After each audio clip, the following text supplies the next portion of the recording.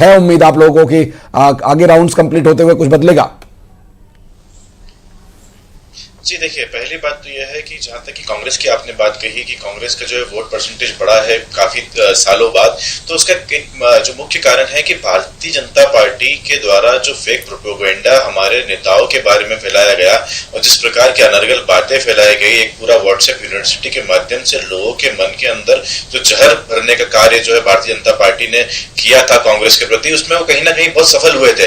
लेकिन जैसे जैसे समय बीतता जा रहा है, लोगों के मन में से वो चीजें हट रही है, सच्चाई उनके सामने आ रही है। जो पर्दा था झूठ का और फरेब का जो भारतीय जनता पार्टी ने बनाया था, वो हटता जा रहा है। और इसलिए जो है कांग्रेस को आप देखिए कि राहुल गांधी जी की इमेज भी अब उभर के आई है। हमारे नेता जो है लगातार मध्य प्रदेश के अंदर देखिए या किसी राष्ट्र के किसी भी कोने में देखिए, तो लगातार आंदोलन के माध्यम से जनता की आवाज उठाने का हम प्रयास कर रहे हैं, जनता का प्रयास कर रहे हैं। देखिए, आपने बताया कि जिस प्रकार से वोट परसेंटेज बढ़ रहा है हमारा, तो वो उसमें स्वयं इस चीज को दर्शाता है कि थोड़ा समय जरूर लगेगा, लेकिन लोगों की आंखों पे से पर्दा हटेगा। और जिस प्रकार से आप आम आदमी पार्टी की आपने बात कही, तो आम आदमी पार्टी सत्ता में रही काफी समय तक दिल्ली के अंदर, केंद्र के अंदर भारतीय जनता पार्टी थी। स्वाभाविक था कि कांग्रेस पार्टी जबकि दोनों ही जगह पर सत्ता में नहीं है, तो बहुत ज्यादा आमूलचूल परिवर्तन एकदम होना बहुत मुश्किल था। और जहां तक की बात है कि हमने देखा है कि भारतीय जनता पार्टी चुनाव लड़ती है सिर्फ जीतने के लिए, साम दाम दंड भेद सबका इस्तेमाल करते हुए, जिनको लोकतांत्रिक मूल्यों का भी एहसास नहीं होता है कि कितना हास कर रहे हैं इस देश के लोकतांत्रिक मूल्यों का। और जिस प्रकार से देखा गया कि इलेक्शन कमीशन कई राज्यों में जहां पर अभी रिसेंट में चुनाव हुए हैं कि कॉम्प्रोमाइज हो चुका है पूरी तरीके से।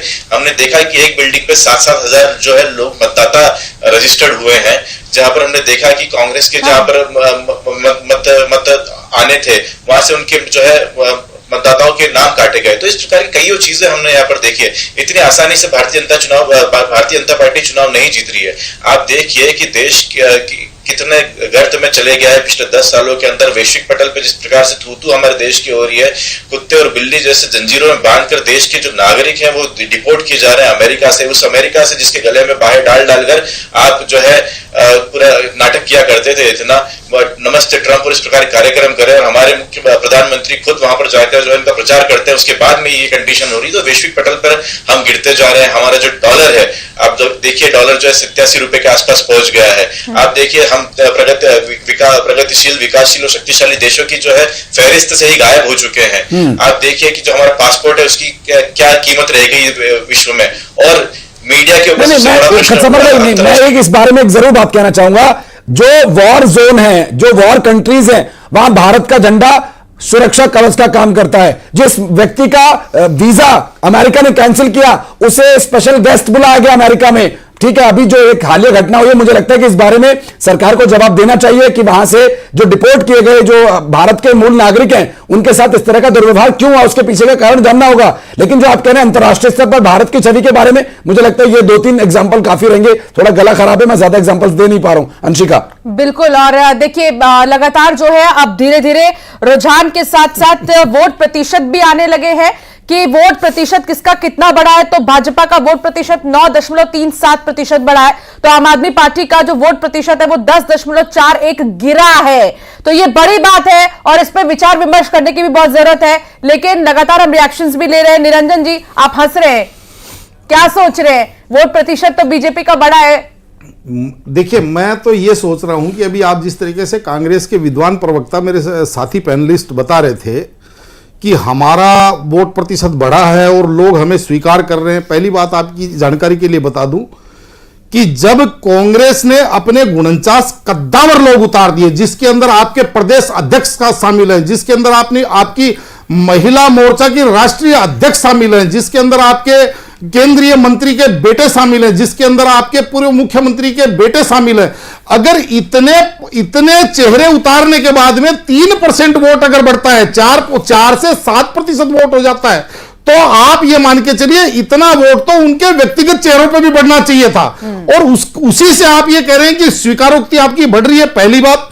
और जिस तरीके से ये मैं परसों से देख रहा हूं, ये जो अमेरिका से जो अवैध प्रवासी जो डिपोर्ट किए गए हैं, इसके ऊपर विपक्ष, मैं बार बार एक ही बात कह रहा हूं कि इनका वार रूम क्या सोचता है, कैसे सोचता है। मुझे एक बात बताइए अंशिका जी कि कोई आदमी आपके घर में दीवार कूद करके अगर घुसता हुआ पकड़ा जाए तो उसके बाद में उस व्यक्ति को आप सामने वाले को कैसे हैंड ओवर करेंगी, आप उसके हाथ बांध करके हैंड ओवर करेंगी, उसकी आरती करके हैंड ओवर करेंगी, ये तो आप पे निर्भर है ना। उसके बाद में कोई आदमी को आपको ये कैसे कह सकता है कि आपने इसके हाथों को बांध करके मेरे घर पे क्यों पहुंचाया है।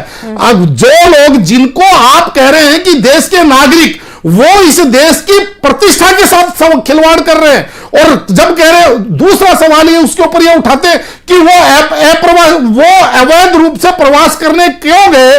तो आपकी जानकारी के लिए मैं बता दूं, नहीं मैं बता दूं इसके ऊपर, आप इस चीज को समझिए कि 60 लाख, 70 लाख, 80 लाख रुपए एजेंटों को खर्च करके वो अमेरिका के अंदर डोंकी रूट से जाकर के प्रवेश कर रहे हैं। तो आप मुझे एक बात बताइए, कोई व्यक्ति 60 लाख खर्च करके हिंदुस्तान में कारोबार नहीं कर सकता। लेकिन वास्तविकता यह है कि आपको हर बार गलत बस पकड़नी है, और जब आप गलत बस पकड़ते हैं तो गलत स्टेशन पर। लेकिन समझ में ये नहीं आता है कि कोई कांग्रेस की तरफ से कहता है कि हाँ वाकई में हमें चिंतन मंथन की जरूरत है, कोई कहता है वाकई में हम समझ नहीं पाए हैं, तो कोई सीधा ठीकरा फोड़ने पर उतर आता है। समर जी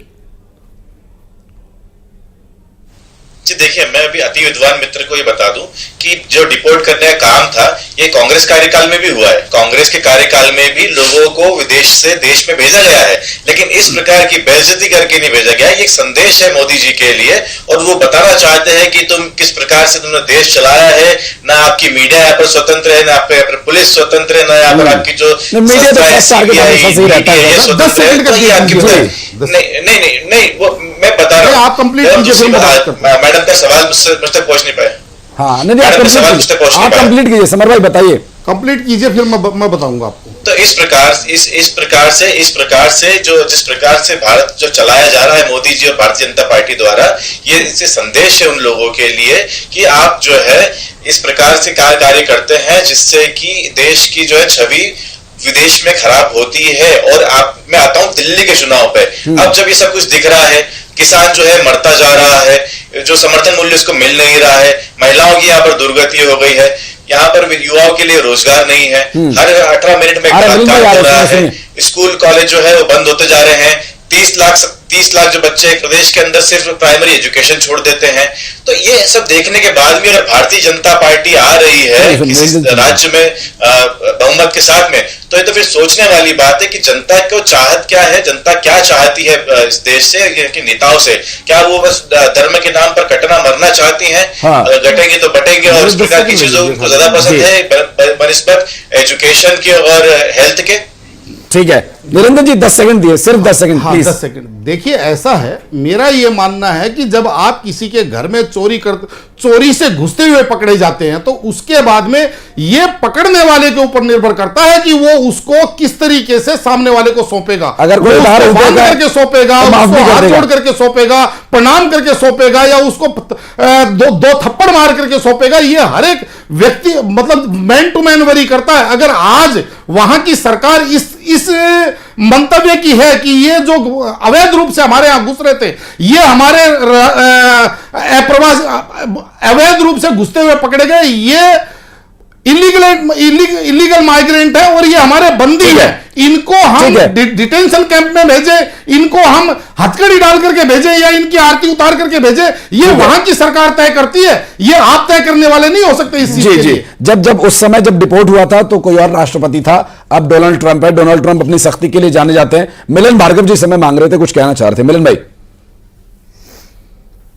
लोकतांत्रिक मूल्यों की और सैद्धांतिक की बात भी हो रही थी, और हमारी किसी एजेंसियों का दुरुपयोग और इस तरह के आरोप भी लगाया जा रहा था। तो कह रहे थे कि इस पूरी तरह की पराजय में, समर भाई मैं आपसे कहना चाहता हूं विनम्रता के साथ, क्योंकि इस हार में आप शून्य पर आकर खड़े हो गए दिल्ली की राजधानी में, और पुराना दल की यह स्थिति हो गई, उसके बाद भी वो स्वीकार नहीं कर पा रही कि हमारा हश्र क्या हो गया।